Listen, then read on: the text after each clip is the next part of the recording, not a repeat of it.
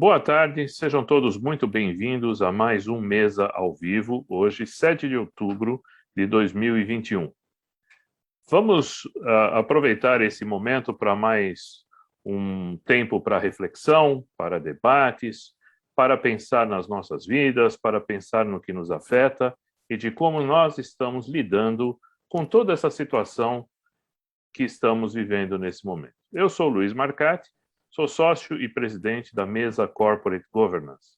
Estará comigo, como sempre, o Herbert Steinberg, também sócio fundador e presidente do Conselho da Mesa Corporate Governance. Nós escolhemos hoje como tema refletir um pouco sobre o que anda nos afetando, o que nos coloca em situações, muitas vezes, em que nós sentimos travados, estagnados, com anseio de ir adiante, mas por algum motivo nossas carreiras se tornam em um ritmo mais lento, de difícil evolução. Para isso, nós trouxemos um convidado muito especial que irá nos alimentar e nos provocar nessas reflexões, que é o Dr. Roberto Chiniachik, médico, psiquiatra, doutor em administração de empresas, autor de 29 best-sellers, sendo que o tema que nós vamos abordar hoje é o tema do mais recente livro que ele lançou, Desistir Nem Pensar. Quero lembrar à audiência aqui que podem mandar suas perguntas pelo chat e nós vamos, ao longo da conversa, passando para o nosso debate, alimentando aqui o nosso debate. Antes de chamar o Dr. Roberto, vou chamar o Herbert para fazer a sua mensagem inicial. Boa tarde, Herbert. Boa tarde, Luiz. Boa tarde a todos. É um privilégio hoje receber o Roberto. Vou tomar alguns minutos para contar algo que vocês certamente não sabem. Eu li um livro há muitos anos atrás chamado Carícia Essencial, de um psiquiatra pouco conhecido à época, nada conhecido no mundo empresarial, Roberto Chiniachik. Eu achei aquele livro espetacular sobre diversos anos. Acabei procurando o Roberto. Eu era, à época, diretor de recursos humanos do Banco Crefsul, um banco com vários problemas à época, receita para baixo, custo para cima, autoestima destruída, e me deu um insight de, quem sabe, convidar o Roberto para colocar o Crefsul e os seus principais executivos no divã, e, com isso, tentar resgatar a fibra, a motivação, a sua visão de mundo de um banco que tinha perdido mais de 270 profissionais à época, recentemente, no incêndio do Joelma. O Roberto, mesmo sendo fora do métier dele, acabou topando. Eu aprendi com ele vivências que ele tinha, que vinha tendo na América Latina, com temas pouco usuais à época. Falava sobre o processo traumático das mulheres que perdiam os seios por causa de câncer, entre outras. E ele já era um hispanohablante naquela época pela América Latina toda, mais conhecido lá fora do que aqui. Depois disso, o Citibank e várias outras empresas, antes de ele fazer o voo solo dele e se tornar um speaker nacional e internacional com relação a empresas. Eu tenho esse privilégio. Ele também foi e é meu editor. Dos 8 livros que a gente tem publicado, todos são pela editora Gente, patrocinados pela Roseli, a irmã dele, que gentilmente o próprio Roberto me apresentou. Talvez num processo de sedução intelectual, querendo provar para mim que eu era capaz, mesmo não sendo. Mas ele me ensinou sobre script de cinema, como fazer dessa leitura de script, trazer essa visão para dentro dos livros, e todos os livros, começando, como qualquer filme do Harrison Ford, que alguma coisa acontece, o cara cai da montanha, escorrega pela avalanche, o olho pula na mesa, o escorpião quase morde, e aí a trama, como sempre, do Harrison Ford, vai para a biblioteca. Quem me ensinou a fazer isso foi o Roberto. Não é por outra razão que eu começo o livro A Dimensão Humana da Governança, meu primeiro livro, de fato, importante e na área de governança, a cena da reunião do banco Ing Barings, na época Saul Barings, um banco de 376 anos, onde aquele representante dos acionistas e da família Barings comunica que aquele banco de 376 anos havia falido e foi vendido para o Ing por £1. Nesse momento, um jovem CFO, vestindo um terno de risca de giz, com gel no cabelo, vomita na mesa. É assim que começa o livro, A Dimensão Humana da Governança Corporativa, e depois desse susto à la Harrison Ford, o livro vai para a trama na biblioteca. Muito bem, li quase tudo que o Roberto escreveu, só não li mais porque não era possível. Tive momentos especiais com o Roberto. Andei nas brasas por causa do Roberto. O Roberto me fez andar nas brasas, de terno e gravata, no meio da intervenção do Santander no Banespa. O Roberto fez questionamentos incríveis, e eu a ele, a minha preocupação com a figura pública que se tornou na época das Olimpíadas, e quando ele começou a trabalhar forte em autoajuda, a dúvida que eu tinha daquele psiquiatra que me encantou, até que ponto ele conseguiria fazer um retorno mais neutro. Ou seja, é menos para contar a história, ou querer dizer que eu conheço muito o Roberto, mas para falar como ele mesmo fala, para repetir como ele mesmo fala, que a gente se conheceu na Segunda Guerra, lutou no Vietnã, foi para a África, ou seja, metaforicamente, a gente já fez muita coisa junto. Neste mundo de incerteza, nesse mundo que ninguém tem dúvida de nada, tem dúvida de tudo, ou seja, a gente não consegue mais saber aonde a bola vai pingar, nem para onde a vida vai. Muitas vezes, certamente, eu muitas vezes, pensei em desistir. Desistir dos negócios, desistir de falar fora de hora, desistir de lutar. E o Roberto vem novamente com um discurso e um livro espetacular, que eu já li, Desistir, Nem Pensar. Com vocês, Roberto Chiniachik. Oi, Luiz. Oi, Luiz. Oi, Herbert. Essa mesa tem muitas histórias que a gente viveu. E, turma, vocês que estão começando na vida, a gente com menos de 50 anos, a vida é feita de histórias. E Luiz, Herbert, a gente tem muita história. Resumindo, o que o Herbert falou o primeiro cara que deu uma chance para eu fazer uma palestra foi o Herbert Steinberg. Então, se você imaginar, se a gente tem histórias, eu nunca vou esquecer esse evento do CREFSU. Eu conto esse evento porque ele fez uma mudança radical na minha vida. Bom, vamos falar do livro novo, Desistir, Nem Pensar. Mas, se o Herbert antes de eu falar, porque se o Herbert me permite falar, bom, a editora a gente estava quebrando, e eu e a Roseli, quem que nós chamamos? Herbert Steinberg. Mas a gente é tão amigo que um dia me liga o Herbert. E você tem um tempo, Roberto? Tenho. Cara, eu tomei um choque, estou surpreso, vou ser avô. Eu fui o primeiro, provavelmente, até antes da esposa, eu fui o sujeito que o Herbert confidenciou que ia ser avô. Esse é o tipo de amizade, e eu falo, preciso segurar para não começar a chorar e não ter mais condições psicológicas de fazer a palestra. Mas eu e Herbert, a gente tem muita história de amizade. Se alguém fizesse um filme das nossas histórias juntos, eu acho que as pessoas iam falar assim, meu Deus, esse roteirista é muito criativo, né? Mas é que a vida é muito criativa, e isso que nós estamos vivendo parece que é um filme inimaginável. Bom, eu resolvi escrever o livro Desistir, Nem Pensar, mas antes de eu falar do livro Desistir, Nem Pensar, eu sou meio diferente. Eu quero falar do livro mais lindo que eu li na minha vida, que se chama Um Psicólogo no Campo de Concentração. do Viktor Frankl. Se você tiver dinheiro para um livro só, compra o do Viktor Frankl. Se tiver para dois, compra o meu. O Viktor Frankl, ele passou pelo drama de Auschwitz. Eu não vou contar nos detalhes do livro, porque eu li esse livro há uns 30, 40 anos. E ele falava uma história.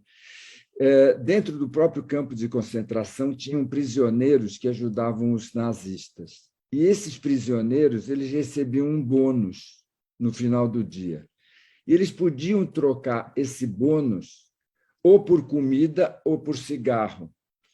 E o Viktor Frankl percebeu que, geralmente, esses prisioneiros trocavam o bônus, o ticket dele, por comida. Mas, quando ele trocava por cigarro, ou seja, quando ele trocava o alimento da vida por cigarro, ele já pressentia que, dali 1 ou 2 dias, essa pessoa morria. Por quê? Porque ela tinha desistido da vida. Ela tinha desistido de ver todos aqueles dramas, todos aqueles absurdos, todo aquele terror.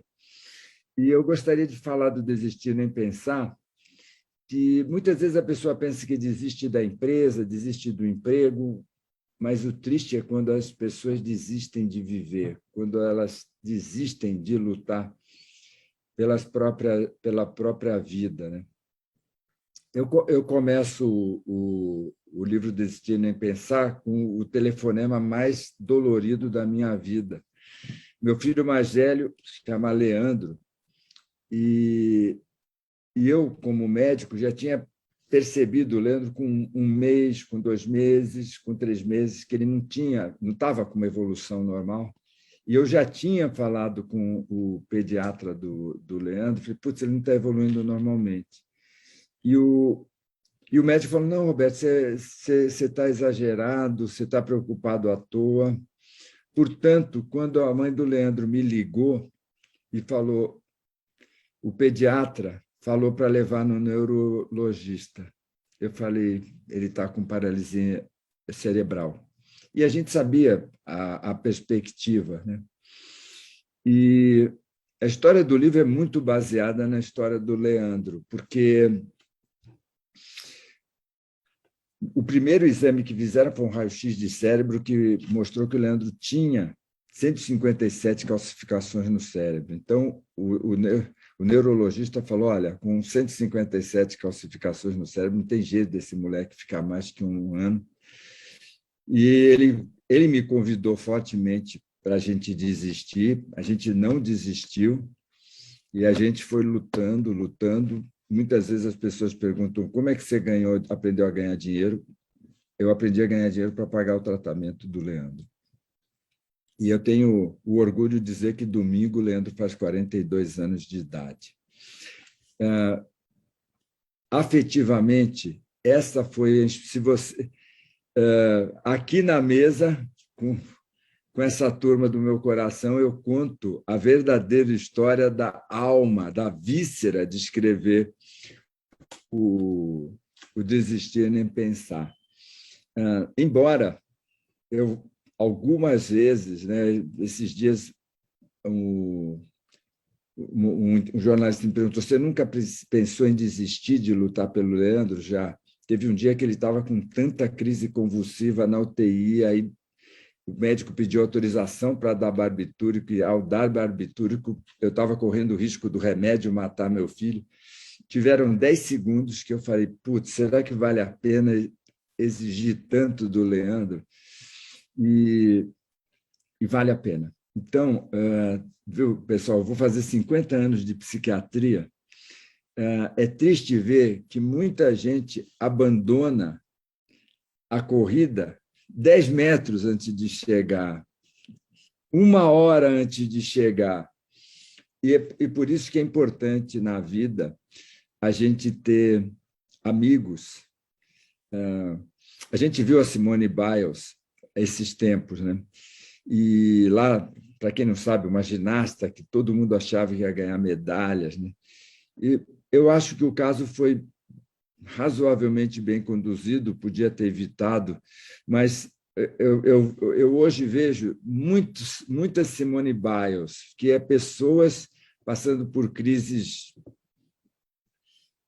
de estresse, depressiva, síndrome do pânico, e eu gostaria de falar para vocês 3 coisas para quando você tiver numa pior. Aliás, 3 coisas para você estar atento no dia a dia. Quando bater uma crise, primeira coisa, peça ajuda. A pior coisa é você não ter um amigo, não ter um especialista. Peça ajuda. Por quê? O Freud já falou isso em 1895. A gente guardar o segredo, guardar a mágoa, guardar a preocupação, faz isso apodrecer dentro do ser humano e é aí que saem esses absurdos que a gente vê. Então, primeira coisa, peça ajuda. Segunda coisa, tenha gente competente ao seu lado. Então, a Ligiane sabe disso. Apertou o cinto. Ligiane, marca um horário aí. Herbert, então, tenha gente competente ao seu lado. Por quê? Porque fazer amigo na hora da crise é uma desgraça. Você não consegue fazer, ainda mais a gente. Nós somos pessoas de sucesso, as pessoas misturam. Então, a primeira dica, peça ajuda. Roberto, eu não tenho amigo. Arruma um psicoterapeuta, arruma um psiquiatra, pede ajuda, não fica sozinho. Esses dias eu escutei numa live um especialista falando que aumentou 3 vezes o índice de suicídio no mundo. Eu não duvido, mas pesquisei e não achei nada. Então, peça ajuda. Não tenho amigo. Liga para o psiquiatra, liga para o psicólogo, liga para o psicoterapeuta, liga para o padre, liga para o rabino, liga para alguém para desabafar. 2, tem amigos competentes, tem gente competente. Pode ser amigo, se você não fez amigo, uma pena, mas tem a gente. E o terceiro, evita fazer besteira. Evita fazer besteira, gente. Eu tenho um depoimento do André Heller, que eu até posso mandar para vocês distribuírem na comunidade de vocês. E o André Heller falando, sem querer, sobre isso, né? Ele falando assim, eu estava na delegação brasileira que estava indo para a Copa do Mundo de vôlei, e me mandaram falar com a comissão técnica. Quando eu abri a porta da sala, eu vi o Bernardo com a comissão técnica num semicírculo e uma cadeira para mim. Quando eu sentei na cadeira, eles mandaram sentar. Quando eu sentei, o Bernardo falou, a gente chamou você aqui para dizer que você está dispensado. O André Heller falando isso nesse vídeo. Aí ele falou assim, a minha vontade era de pular em cima do Bernardo, esganá-lo, matá-lo e depois matar toda a comissão técnica, mas eu parei e pensei, esses caras estão fortes, eles não vão cair. Então, e eu quero jogar na seleção brasileira, eu quero ganhar medalha. Então, eu controlei meu impulso e falei, o que eu posso fazer para, na próxima convocação, ser convocado e não ser dispensado? Aí, ele falando, o Bernardo falou, olha, tem 2 pontos para você trabalhar. Primeiro ponto para você trabalhar é essa parte técnica. E outro ponto é essa atitude. Então, se você trabalhar esses 2 pontos, você vai ser imbatível. Aí o André falando isso. Eu voltei para o clube e falei, minha meta é estar na seleção brasileira. Eu vou trabalhar essa parte técnica e vou trabalhar essa parte atitudinal. Aí ele contando. Depois disso, eu ganhei uma medalha de ouro olímpica, 5 Copas do Mundo e 3 campeonatos YXZ, que eu não lembro. Então, gente, vai pintar momentos de vontade de desistir, cansaço da vida, cansaço dos negócios, cansaço do casamento, cansaço da família. Peça ajuda, tenha alguém competente e evita fazer besteira. Por quê? Às vezes as pessoas se colocam numa posição que não dá para voltar atrás. Agora, falando do livro propriamente. O livro começa... Então, eu falei da alma do livro. A alma do livro é... Leandro estava para fazer 42 anos. Quando começou o ano, eu falei, putz, 42 anos de Leandro, que todo mundo ficou na minha orelha dizendo que não ia viver. Eu preciso celebrar essa data. Esse livro é essa celebração. Eu não sei se fica isso muito claro no livro, Herbert, você que leu, mas eu procurei passar essa energia. A outra coisa é, quando pensar em desistir, peça ajuda, tenha gente competente e evita de fazer besteira, tá, gente? Você está com vontade de xingar o teu chefe, você está com vontade de mandar seu sócio para aquele lugar, fala, vou sair, eu estou de mau humor, vou sair, vou tomar um sorvete e faça ajuda. Bom, o livro, ele começa, muito desse livro começa eu formava terapeutas em 1981, 1982. E quando eu olhava a minha turma de alunos, eu via que, vamos imaginar, eu tinha 20 alunos. 10 alunos eram alunos preguiçosos, acomodados, estavam lá pela moda. Eu sabia que eles não iam dar em nada, não deram. 10 alunos davam maior sangue, E eu pensei assim, bom, esses 10 vão virar grandes terapeutas. 2, 3, 4 anos depois, o que eu percebi? Eu percebi que 7, 8 deles fizeram sucesso. 2, 3 fizeram muito sucesso. E desde essa época eu ficava pensando, por que tem gente que tem muito sucesso e tem gente que tem sucesso? O que eu percebi que eles tinham em comum? Eu percebi que eram ótimos alunos, depois profissionais, eles trabalhavam muito, eles eram apaixonados por ser terapeutas, eles tinham uma missão de vida, uma noção assim de missão de vida, e acabava aí. Então, quando a gente olha o mundo de hoje, a gente vê assim, tem uma turma que dá maior sangue, estuda para chuchu, e é apaixonado, tem missão de vida, mas faltam alguns componentes que os diferencia, né? Então, qual que é o primeiro? Primeiro é profundidade. Eu, no livro, trago a história de um expert de café que é sogro de um amigo da gente. E um dia, conversando com ele, o Braulio, eu falei, Braulio, o seu café é disputado à tapa pelas grandes empresas de qualidade de café premium. Como é que é esse negócio de café? Como é que é chegar onde você chegou? E ele falou uma coisa básica. Ele falou assim, Roberto, a gente plantar café tem muito problema, tem muita encrenca. Por exemplo, tem praga, tem geada, tem o mercado internacional. Então, se a Colômbia produz uma super safra e a nossa não é tão maravilhosa, o preço vai lá embaixo. Tem os cartéis.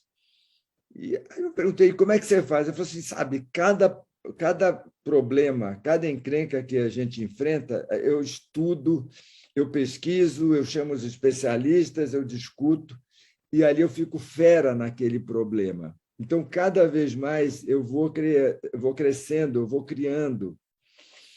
Eu falei, e quem não dá certo? Sabe, Roberto, o erro mais comum de quem não dá certo é o seguinte, ele faz a plantação de café. Deu 2, 3 anos, ele não organizou financeiramente, aí não está dando dinheiro. Aí o que ele faz? Ele derruba o café e planta eucalipto. Aí o eucalipto tem um problema, ele derruba o eucalipto, planta a soja. Aí dá problema na soja, ele derruba e vai criar gado. Então, esses caras nunca ficam bons em nada. E esse é o meu convite, gente. Né? Você tem que dar um jeito de ser bom em tudo que você faz. Você precisa dar um jeito de... E a cada problema que a gente tem, a cada encrenca, a cada desafio, você tem que falar assim, com quem que eu vou aprender? Quem que faz o que eu faço? E eu quero dar uma ordem para quem está assistindo, gente, como psiquiatra, tá?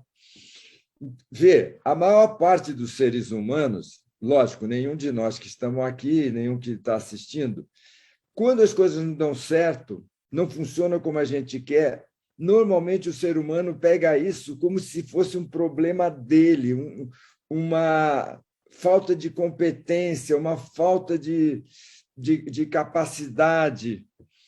E eu quero convidar vocês, não pegue por esse lado.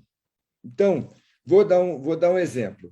Alguém de vocês vai começar a trabalhar no Instagram. E você fala assim, eu quero ter 30 mil seguidores. Legal.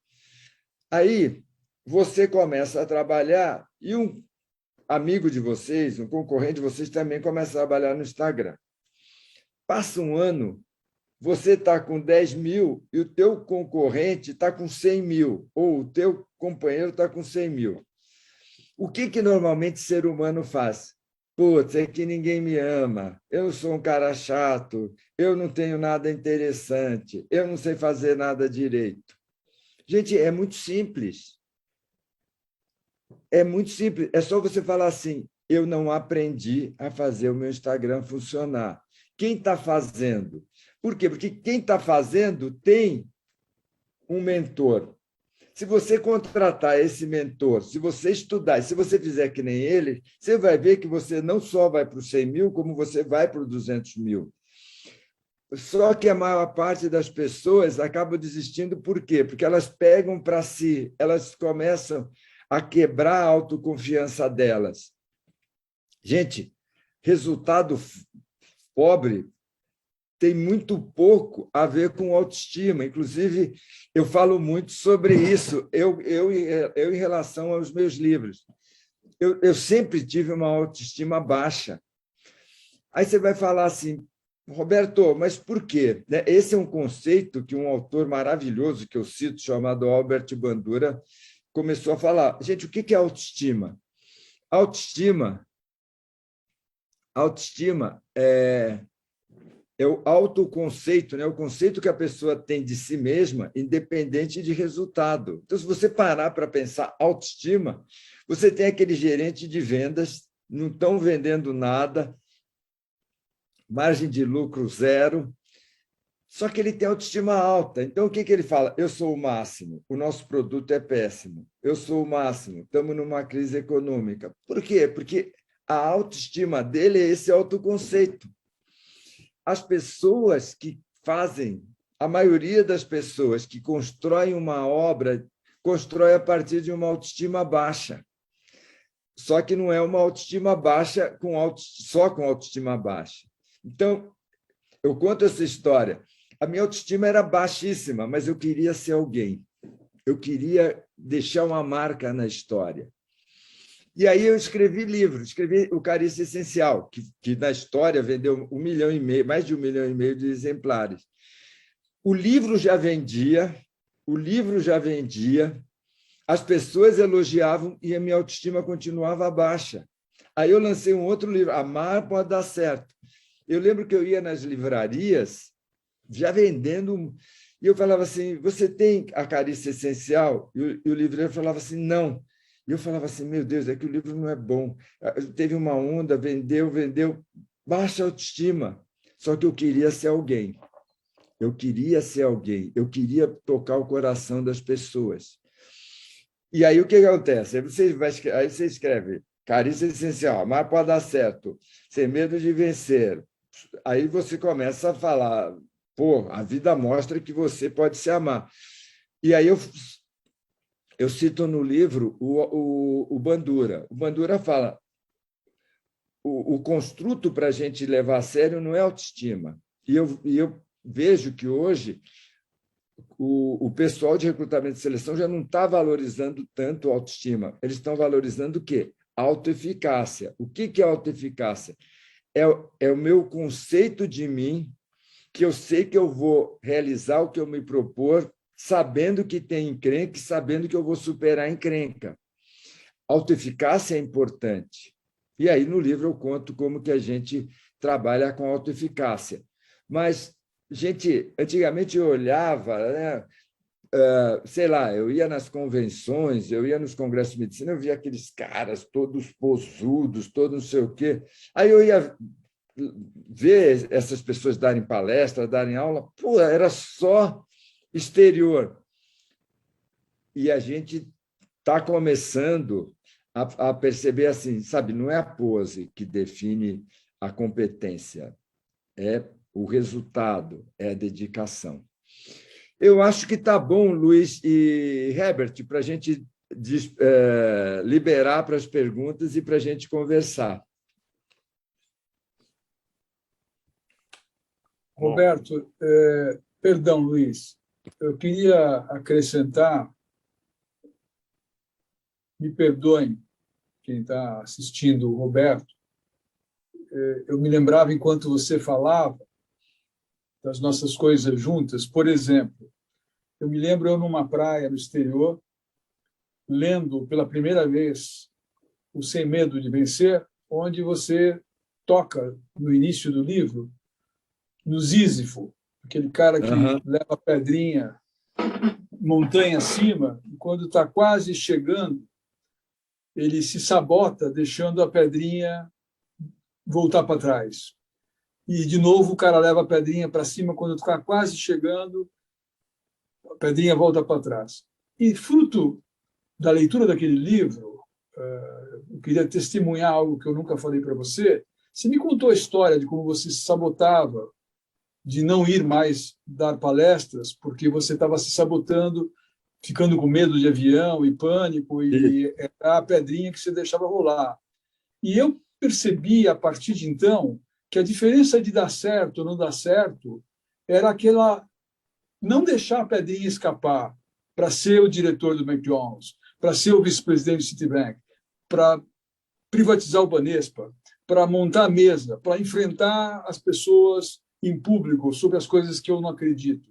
Aquele livro me deu isso, primeira coisa. O segundo presente que aquele livro me deu foi entender, eu tinha uma dor de corno, posso dizer assim, desculpe os educados, com relação ao meu pai. Eu achava que meu pai era um cara incrível, mas ele era egoísta, ele tinha patrimônio, ele tinha empresa, ele era empresário, e eu queria alguma moleza, algum patrocínio, algum tipo de reconhecimento que seja, eu não passar pela dificuldade que eu tive no início da minha carreira, sendo analista de cargos e salários, sendo analista não sei do quê, decidindo se eu pagava a luz ou pagava o aluguel, ou a água, enquanto o cara andava naquela época de Alfa Romeo e gastava numa noite no Gallery o que eu ganhava de salário. E eu achava aquilo um absurdo. Mas aí eu percebi, com aquele livro, que ele não ter feito nada por mim é que ele me formou. Porque aí eu entendi que eu tinha que me fiar em mim mesmo. E isso criou esse pavimentar de vida. Uma outra coisa que eu me lembro é eu indo bissextamente. Bissextamente, você sabe que é bissexto. A cada 4 anos a gente se encontra fisicamente, ou num café da manhã na sua casa, ou na editora, ou sei lá onde. E uma das vezes, aquela história que você falou assim, olha, Herbert, eu te convidei aqui, nem sabia para que era. Eu saí afobado do Banespa, no meio da fusão, já 9 horas da noite, eu chego lá na editora Gente, fora de hora. E você estava lá com mais 4 caras, 5 caras, e você fez uma conversa, estava, na verdade, pavimentando mentalmente quem estava ali do lado, para dizer que a gente ia andar na brasa, porque era só uma questão de você lembrar de uma situação X. Eu não vou contar o truque ou a condução, e eu de terno, com a calça da perna levantada, eu andei 4, 5 metros num tapete de brasas por causa desse maluco que está aqui, não é? Outra história, anos mais tarde, ele diz assim, no meio de uma conversa, nada a ver com nada, já no escritório dele, bissextamente, gente, cada conversa dessa tinha 3, 4 anos entre uma e outra. Ele fala assim, sabe o que, Herbert? Eu acho que você devia ir para a Índia, conversar com um cara que é o presidente do banco. Exatamente. Vai lá e procura esse cara aqui. Ele não atende às 5 horas marcadas. que você tem que fazer, vai para Mumbai e chega lá, procura saber aonde mora o cara. Nem o endereço ele me deu. E você chega lá, entra numa filinha de manhã, a hora que você descobrir, e tenta ir na casa do cara. Mas o cara atende, assim, igual o João de Deus. Não, não, não, você não está entendendo. Ele atende os caras lá que ele quiser, tá certo?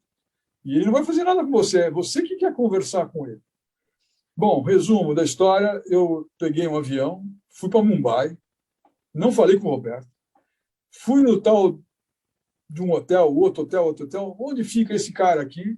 Ah, fica na rua tal. Aí um dia de manhã eu levantei cedo, 7 horas da manhã, estava na porta do cara, às 9 eu ia chamar meia dúzia de gato pingado que estava na porta da casa dele para conversar. E aí eu comecei a fazer aquelas perguntas para guru, né? De grilo, guru. Não chega a perguntar onde está a luz, mas assim, o que é o hedonismo? O que é, ou seja, essa coisa de a gente se colocar primeiro em tudo, felicidade. Olha, eu estou passando ou seja, eu tive um papo com o presidente do Banco da Índia, que é um iluminado, por culpa desse cara aqui. Enfim, tem os livros dele, que são um monte, eu trouxe livros e trouxe ensinamentos que eu nunca mais esqueci. Então, me perdoe, Roberto, mas eu achei que era importante complementar o meu testemunho das experiências que a gente vive junto. Não é? E muito me impressiona o teu caminho. O caminho lá de trás, indo para a empresa, você ajudando o Comitê Olímpico, depois você fazendo autoajuda 24 horas por dia, e você sabe que eu me posicionava, cuidado, Roberto, não é isso, tal, você tem muito mais, blá, blá, blá. E agora eu vejo você em outra, você maduro, você aterrissou em outras coisas. Eu vejo o seu ativismo, eu fiquei impressionado do seu ativismo no mundo do empreendedorismo, lá no Instituto Êxito. Você se mete em 15 mil coisas ao mesmo tempo, você tem uma energia impressionante. Você nem parece um menino de 60 e muitos. É isso, amigão. Você sabe que esse ano, o ano passado, eu vi muito sofrimento, né? Gente pegando, aqui na Vila Madalena, a gente pegando comida na lata de lixo. Então, esse ano eu só estou fazendo projetos sociais, eu não estou fazendo nada que ganhe dinheiro. Porque eu acredito que a gente precisa alimentar a alma da gente. E quando a gente, assim, para mim tem um fenômeno muito ligado a músico, né? Eu inclusive, hoje tenho uma conversa com o Liminha, que foi baixista dos Mutantes, né? E eu falo assim, eu perguntei para ele, Liminha, por que a pessoa, o artista, ele sai com canções lindas, 2, 3 discos, depois ele fala uma coisa muito interessante, ele fala, o sujeito faz sucesso, ele começa a fazer show,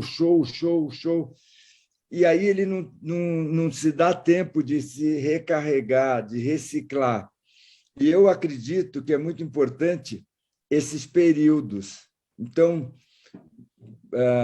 eu já devo ter, nos últimos 40 anos, ido umas 20 vezes para a Índia, ficado 2, 3 meses lá com os mestres. Aí muita gente fala, pô, mas o que isso te dá? Isso me alimenta, né? Aí eu fui fazer doutorado na FEA. E alguns professores falaram, Roberto, vai ser o doutorado mais caro da história da FEA, porque cada dia que você tiver aula, você não precisa disso, né? E eu falava, ó, se eu achar que eu estou velho, eu estou perdendo tempo. Mas se eu achar que eu estou começando minha carreira, eu vou... E eu ia lá assistir aula no doutorado, depois defendi a minha tese de gestão de crise.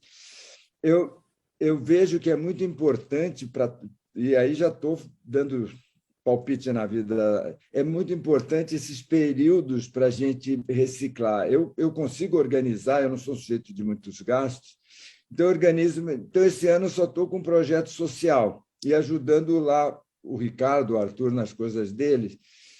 Então, está sendo. Então, o Jean Guilherme mesmo fala, Roberto, mas você está fazendo esse negócio aqui para valer em período integral? Estou. Ano que vem eu arrumo outra história, né? Mas até posso adiantar, eu tô arrumando para dar aula em universidade chinesa. Eu quero dar um quarter de aula lá para conviver com esses espíritos da China. E é legal, assim, para mim, estilo de vida, por quê? Porque esse banho de gente nova, né? E eu tenho uma inteligência estratégica de ir para lugar que eu não sou o cara que sabe tudo, né? Eu sei que eu vou chegar nesses lugares, como eu cheguei no Vale do Silício há alguns anos atrás, e os caras falam, que esse tiozinho está fazendo aqui, né? E eu acho que enquanto eu tiver essa disponibilidade para me meter em situações onde eu não sou o que sabe mais, eu consigo ficar reciclando, né? É assim que a gente vive, né? Luiz. Muito bom, Roberto, muito obrigado. Tem um ponto que me chama a atenção. Você começou falando sobre como uma pessoa em crise deveria ter seus apoios, né? Ou seja, se apoiar em volta, suas alternativas. Agora, é interessante, olhando no mundo empresarial, onde a gente mais vive, o começo da pandemia foi aquele susto.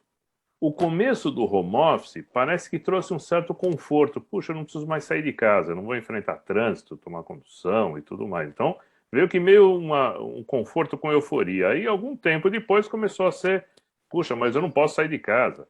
Puxa, mas em casa está difícil.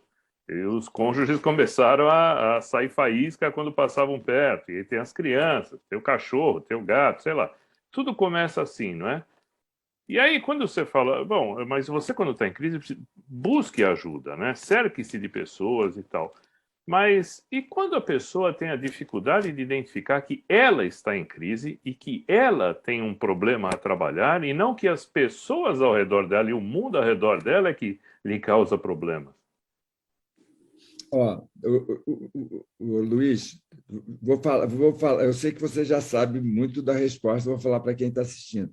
Gente, por definição, o sábio sabe que ele é sempre o problema. O sábio sabe que o medíocre sabe, o medíocre pensa que o problema é o outro. O sábio sabe que ele é o problema. 50 anos de terapia, psiquiatria. Eu lembro de um homeopata que odiava a mãe, odiava o pai e foi para Londres, né? E aí passaram-se 6 meses, ele voltou. Ele falou assim: putz, Roberto, a coisa mais triste é que eu levei a minha mãe e meu pai junto comigo. Eu falei: não, o triste é que você levou você junto com você.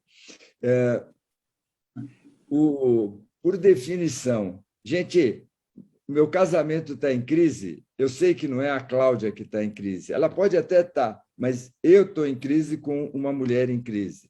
Eu e a Roseli estamos estressados, e o Herbert já foi o apartador de briga.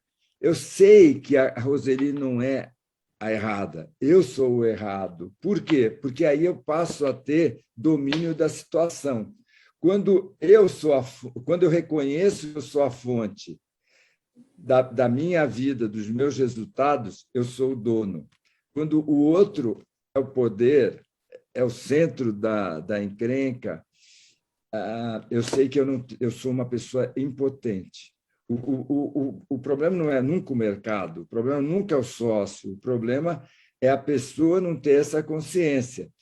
E se você me perguntar sobre os mestres que eu converso na Índia, metade fala exatamente o que você está falando, Luiz. Qual o problema do ser humano? É a falta de consciência, é Maya. Tá? A outra metade fala que é o ego. Então, para quem ficou curioso de saber o que o Ramesh ensinou, o Herbert me ensinou, o Ramesh ele era de uma linha que, para mim, é muito complexa. Por quê? Vê, a minha educação de psicologia, William Jamesniana, eu decido, eu consigo, eu sou foda, eu sou o máximo. E a linha do Ramesh é totalmente diferente. né? E eu lembro que eu fui para o Ramesh e eu tinha ido por uma indicação de uma amiga minha que falou, olha, eu já falei de você e tal, e o Ramesh lembrou de mim, né? E ele falou assim, pô, eu soube que você é um médico muito famoso no Brasil. Eu falei, sou. Eu soube que você tem vários livros, eu devia ter uns 5, 6 na época. Aí ele pegou com aquele jeito doce dele e falou assim, por que que você tem esse sucesso? Aí eu respondi assim, pô, porque eu sou muito estudioso. Aí o Ramesh, tem tanta gente tão estudiosa que não tem 1/10 do que você tem. Por que que você tem sucesso? Aí eu falei, porque eu sou muito trabalhador. Ele falou, nossa, aí ele apontou os limpadores das ruas de Mumbai, que nunca vão conseguir ter a rua limpa. Ele falou, eles trabalham muito mais que você. Aí, por quê? E eu respondi, ele ia destruindo, né? Aí, uma hora, eu fiquei impaciente e falei, Ramesh, então por que que eu tenho sucesso? Ele falou, porque você tem sorte. Aí, eu, sorte? Ele falou, você teve sorte de ter os talentos que o mundo precisa nesse momento. Ele falou, olha um jogador de cricket. Aí ele falou de cricket, que é o esporte deles. Eu imaginei um Ronaldinho Gaúcho. O que que ele fez para ter esse talento? Ele não fez nada. Aí eu falei, o que que eu faço? Ele falou, então agradece a Deus ter recebido esses presentes. Aí eu falei assim, mas e esse eu? Ele falou, eu é o centro da tua angústia, porque quando você não consegue, você acha que você é o culpado. Aceite os presentes. Meu Deus! O Ramesh, ele pensava exatamente o contrário do que eu pensava, e foi muito legal estar com um mestre desse, porque a gente começa a entender que muito do que dá certo é porque a gente teve sorte. Mas é só dá para falar num fórum com o Luiz e com o Herbert. Não dá para eu chegar numa palestra, numa faculdade e falar isso, que os caras vão me matar, né? Mas a gente vê, por exemplo, você, Luiz, que é um estadista, que é um profissional que tem uma habilidade de fazer os opostos convergirem, isso não é porque você fez MBA, não é porque você fez faculdade, porque você ganhou esse presente, você já veio com isso. E aí é complicado, né, quando alguém fala, me ensina, né? Assim, pô, como que eu ensino isso, né? O Herbert, com essa capacidade de análise estratégica. Aí você, não, é que eu estudei em Harvard. Porra, quantos caras estudaram em Harvard e não tem. Sabe, são os presentes que a gente tem todo dia, que quando a gente acorda, a gente fala, Senhor, obrigado por esse presente, eu prometo usá-lo o melhor que eu conseguir. Eu me lembro, Roberto. Desculpa. Só para completar um ponto, Herbert, tem um filósofo holandês que ficou erradicado no Brasil há muito tempo, Robert Happer. Ele tem um livro maravilhoso. E o livro dele, o primeiro é A Consciência é a Resposta. Né? Quer dizer, só o título já define muita coisa. Né? Já resolve, né? Não precisa nem comprar o livro. Mas é isso mesmo. E linkando isso com o que o Roberto acabou de falar, então eu fui naquele encontro com o Ramesh, caído de paraquedas. E aí fiquei quieto, o Pato Novo não abre a boca, tinha lá meia dúzia de pessoas na sala da casa dele, de manhã, e aí eu fiz um preâmbulo, tive coragem de falar, fiz um preâmbulo, que terminava dizendo, então, eu estou querendo entender como é que a gente busca o eixo, como é que a gente busca o equilíbrio, a felicidade, era mais ou menos essa conversa. Tem mais detalhes que isso, mas terminava nisso. Aí o cara, em silêncio, olha para mim, como se diz, me fita, em silêncio quase, e fala, what do you mean happiness? Ou seja, o que você está falando? O que você está procurando? Esse cara me desmontou com uma pergunta, dizendo, o que você está procurando? O que você está querendo achar, o caminho? Para com isso. Né? E eu fiquei meio desconfortável até ler uns 4, 5 livros dele e achar o que ele estava falando. Uhum. É uma outra percepção, né? Eu lembro que um dia eu estava revoltado contra alguma coisa de Deus, né? Aí ele falou assim: você entende? a lei da relatividade do Einstein. Eu falei, não, já tentei ler. Numa... Assim, pô, se você não entende a lógica de um ser humano, você quer entender a lógica divina, simplesmente tenha a fé e flow, né? São pessoas, são leituras mais profundas da vida, que fazem a gente se sentir mais de bem com a vida, porque agora na pandemia, nossa, todo mundo brigando com a vida, né? Não devia de ser, não devia de ser, e a vida não é o que a gente imagina que ela vai ser, né? É como o fluxo do mar, do vento, vai ser o que Então, for. Roberto, mas pedir receita de bolo, que eu sei que não é isso, como é que a gente faz, ou alguém que está nos escutando faz? O cara não sabe como é que é a eleição, como é que é o governo, como é que é o mundo, como é que vai dar a pandemia. Quem diz que sabe, não sabe. O cara já assistiu toda a Netflix que ele podia, já leu o que ele queria, já brigou tudo com a mulher, e ele está inseguro, ele está sem saber onde a bola vai pingar. Como é que faz para viver? Olha, para mim, o que aconteceu? O que aconteceu quando o pessoal ficou em home office? A maioria das pessoas, tá? Não só os introvertidos. Eu, como introvertido, você sabe, eu não sou um sujeito de ir para a festa. Eu, como introvertido, eu não sofri de ficar num escritório, ficar aqui em casa. Mas no começo da pandemia, as pessoas falaram: ufa, estou livre de gente. Porque, como dizia Sartre, o inferno é o outro. O outro me espelha, o outro me mostra, o outro me provoca. Aí o que as pessoas perceberam? Elas perceberam que elas não se suportam. Elas perceberam que elas não aguentam ficar com elas. E aí o pessoal está explodindo. Depressão, síndrome do pânico, burnout. Existe um grande convite para que a gente comece a olhar para dentro de si, para que a gente comece a ficar amigo da gente, para que a gente comece a se aceitar como ser humano, como pessoas com limitações e pessoas com muito talento. Esse é o grande convite. As pessoas vão voltar para as ruas, vão voltar para os bares, vão voltar para as garrafas de tequila ou de uísque, vão voltar para as drogas, e elas perderam, o mundo, na minha opinião, perdeu uma grande chance de ficar em silêncio. Eu tive com o Divaldo Franco, não sei se vocês conhecem, o Divaldo Franco é o Chico Xavier dos nossos tempos, né?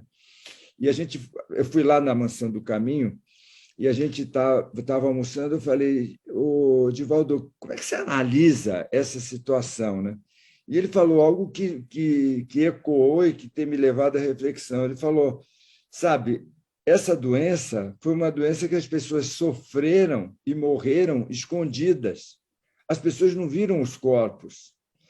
E ele falando, portanto, as pessoas não aproveitaram, elas continuaram tão egoístas, tão agressivas. E ele falando, a impressão que eu tenho é que parece que vai ter que ter uma guerra, que os corpos vão ficar destruídos, mutilados na frente, para as pessoas entenderem um pouco de compaixão. Eu acho que foi um de vocês que falou, entender empatia, porque vai passar com pouco aprendizado. Eu não sei se eu sou tão duro com o processo humano quanto o Divaldo, mas eu vejo que ele tem uma grande dose de razão. As pessoas precisavam aproveitar mais esse momento para voltarem a sentir compaixão. Precisa de muita coragem para sentir, para ter compaixão, para ser generoso e para ser empático. Roberto, voltando só num ponto, você acha, a gente falou um pouco do baixo nível de consciência, da baixa autoestima ou do excesso da autoestima. Isso podem ser fatores de desperdício de talento, disso que a gente recebeu e não usa direito? Uhum. Com toda certeza, Luiz. Certamente, todos nós temos talento para ser muito mais do que a gente é. Não, nós somos maiores do que a gente mostra, mas a vaidade, o medo, a insegurança, a arrogância mata o talento da gente. Mata. Se alguém me pedir, Roberto, o que você sugere? Eu sugiro que a gente pergunte e escute. Que a gente pergunte e escute. Então, esses dias eu tive um ponto de divergência com um dos meus filhos, e ele falava, e eu acho que ele ficava com a sensação que ele não era escutado. E esses dias eu cheguei e falei assim: filho, eu estou te escutando. Eu escutei que você falou isso, isso, isso e isso. Faltou mais alguma coisa do que você me falou? E eu vi que ele entrou num estado assim de surpresa, porque ele estava com a impressão que eu não estava escutando. E ele falou assim: não, pai, eu acho que você até escutou mais do que eu queria falar. Pessoal, é muito importante você perguntar e você escutar, porque as pessoas estão falando demais. Eu nunca vi as pessoas falando demais, tanto. Então, pergunta e escuta. Então, o cara está brigando com a esposa, pergunta: o que você precisa para ser feliz? E esses dias eu estava com meu irmão Eduardo, e eu fui para o Nepal, ele foi para o Nepal, e aí ele contando uma experiência. Tinha um garoto pobre do hotel que ele... Desculpa, eu falei Nepal, não, foi em Goa. Do hotel que ele estava hospedado, do resort. E o garoto convidou o Edu e a Dani para ir numa festa. E era óbvio que o garoto era muito simples. E o garoto falava assim: o que você perguntou para ele? O que você quer beber? Aí o Edu falou assim: eu quero uma cerveja. Aí o garoto foi lá e comprou a cerveja. E o Edu foi pagar. Ele falou: não, é um presente meu. Passou um tempo, ele falou: o que você quer comer? Aí o Edu estava lá na festa, cheio, tal coisa. Aí o Edu foi pagar, ele não deixou. Aí o Edu chegou para ele e falou: olha, eu estou aqui numa dúvida e eu queria que você me respondesse. Você está me dando, você me deu cerveja, você me deu comida. Por que você está fazendo isso? Aí o rapaz falou assim: porque eu sei que vai deixar o senhor feliz. Eu quero ver o senhor feliz. Gente, caralho! Quantas pessoas vão fazer alguma coisa para alguém porque vai ver o outro feliz?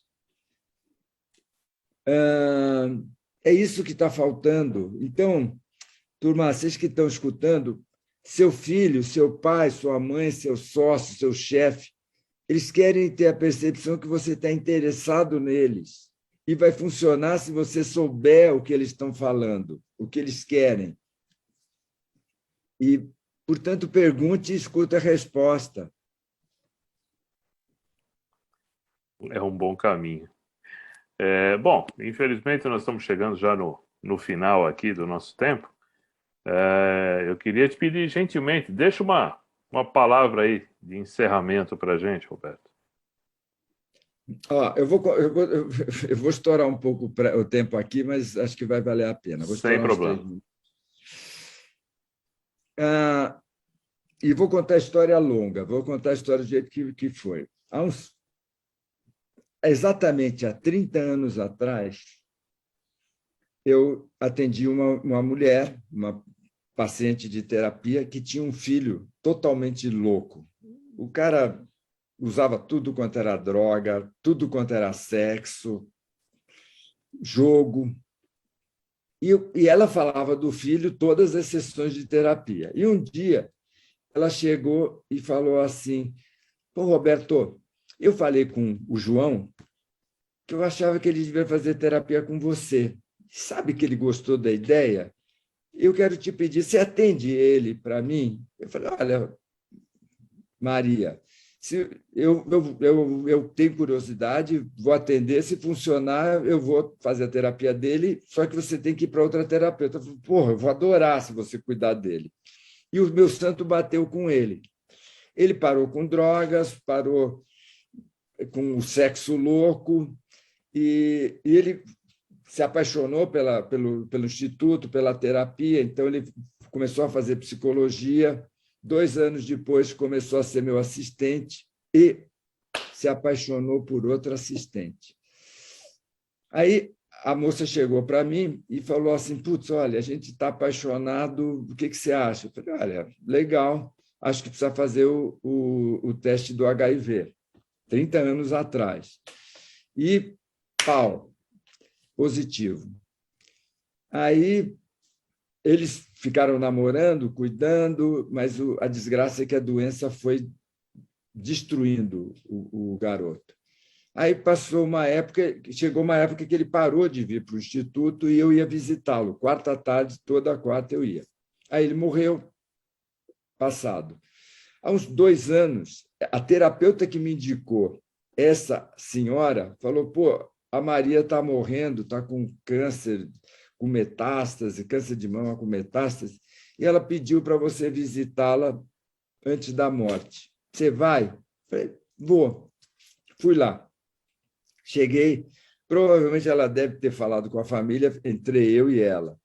E ela falou assim: sabe, Beto, eu te chamei aqui porque, assim como qualquer um de nós, você deve ter aqueles dias que tudo é errado, que você se sente péssimo, e eu quero dizer para você que você foi muito especial para a gente. Eu fiquei quieto, ela fraquinha, ela falou assim: sabe, quando o João teve o AIDS, ele começou a definhar, e aí ele parou de ir no instituto. Eu vou te falar, ele procurava esconder de você, mas ele não tomava banho, ele não comia, ele não escovava o dente, ele não fazia barba, ele não fazia nada, só ficava mal-humorado. O único dia que ele pedia para tomar banho, para fazer a barba, para trocar de roupa, que ele comia, era nas quartas-feiras que você ia lá. E eu quero dizer para você, os únicos momentos que eu via meu filho sorrindo eram os dias que você ia lá. Então, eu pedi para você vir aqui para eu agradecer você pelos sorrisos que você colocou no rosto do meu filho.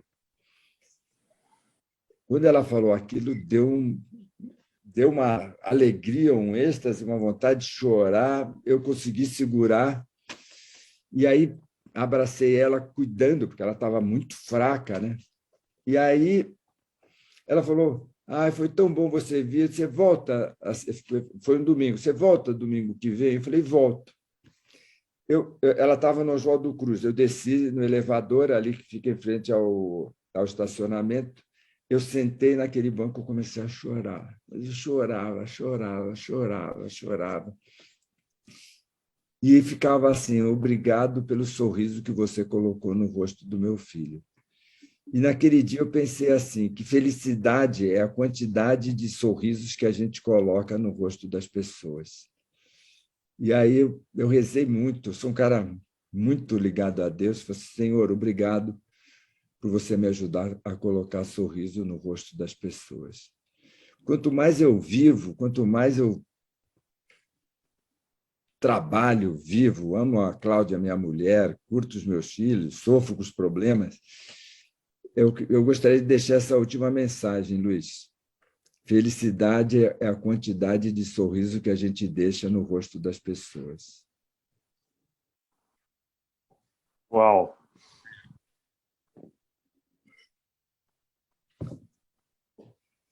Herbert?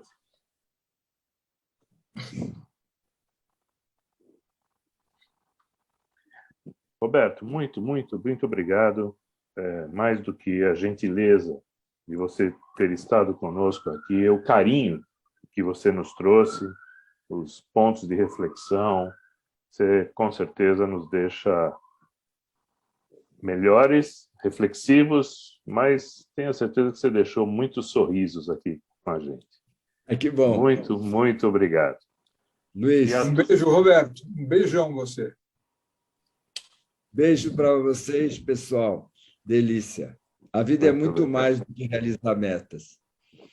Beijos. Muito obrigado. E agradecer a todos que participaram aqui de mais esse mês ao vivo. Lembrando que a partir de amanhã, esta live estará disponível no nosso canal do YouTube.